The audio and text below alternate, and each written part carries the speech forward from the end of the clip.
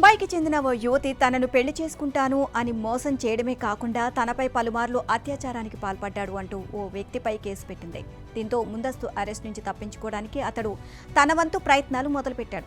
అందులో భాగంగా లాయర్ను సంప్రదించడమే కాకుండా ఆమెతో సహజీవనం చేసేందుకు వారి మధ్య కుదిరిన ఒప్పందాన్ని బయటపెట్టాడు. ఆ ఒప్పందంలోని ఒక నిబంధన ప్రకారం తనపై కేసు చెల్లదు అని చెప్పడంతో అసలు విషయం బయటకు వచ్చింది. ముంబైకి చెందిన 29 యువతి వయోధికులకు సంరక్షకురాలిగా పనిచేస్తుంది. అత్యాచార ఆరోపణలు ఎదుర్కొంటున్న 46 వ్యక్తి ప్రభుత్వ ఉద్యోగిగా పనిచేస్తున్నాడు.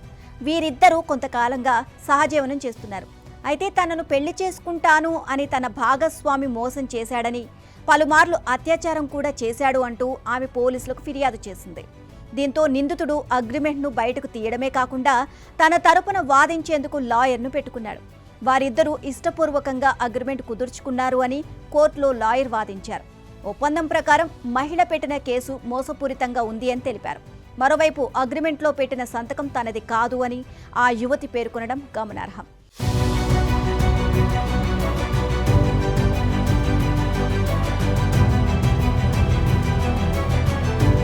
అయితే సహజీవనానికి వారిద్దరూ కుదుర్చుకున్న ఒప్పందంలో 7 పాయింట్లు రాసుకున్నారు. దీని ప్రకారం వీరు ఏడాది పాటు కలిసి ఉండాలి అని నిర్ణయం తీసుకున్నారు. కలిసున్నప్పుడు పరస్పరం ఎవరూ లైంగిక వేధింపుల కేసులు పెట్టుకోకూడదు అని 2వ పాయింట్లో పేర్కొన్నారు. సహజీవనంలో భాగంగా ఆమె అతడి ఇంట్లో ఉంటుంది అని 3వ పాయింట్గా రాసుకున్నారు. ఒకవేళ ఎవరికైనా అవతలి వ్యక్తి వైఖరి నచ్చకపోతే నెల రోజుల ముందు నోటీస్ పీరియడ్ ఇచ్చి తర్వాత విడిపోవచ్చు అని ఒప్పందం ప్రకారం నిర్ణయించుకున్నారు. ఇక ఏడాది కాలంలో ఆమె గర్భం దాల్చితే అందుకు అతడు బాధ్యుడు కాదు అని మరో పాయింట్లో రాసుకున్నారు. వీటితో పాటు ఇరువురి బంధువుల రాకపోకలపై ఆంక్షలు, మానసిక ప్రశాంతతకు భంగం వాటిల్లకుండా చూసుకోవడం వంటి పాయింట్లు అగ్రిమెంట్లో చేర్చడంతో పాటు దాన్ని నోటరీ కూడా చేయించారు. ఈ అగ్రిమెంట్ ప్రకారం వీరు 2024 ఆగస్టు 1 నుంచి 2025 జూన్ 30 వరకు కలిసి ఉండాలి అని నిర్ణయించుకున్నారు. అయితే ఈ కేసులో నిందితుడికి ముందస్తు బెయిల్ను మంజూరు చేసిన ట్రయల్ కోర్టు వారి మధ్య కుదిరిన ఒప్పందంలోని వాస్తవాలు నిర్ధారించాలి అని పోలీసులను ఆదేశించింది.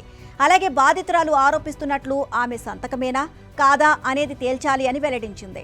విచారణ పూర్తి చేసిన తర్వాత పూర్తి స్థాయి నివేదికను అందజేయాలి అని న్యాయమూర్తి స్పష్టం చేశారు. అంతవరకు నిందితుడిపై ఎటువంటి చర్యలు తీసుకోరాదు అని తెలియజేశారు.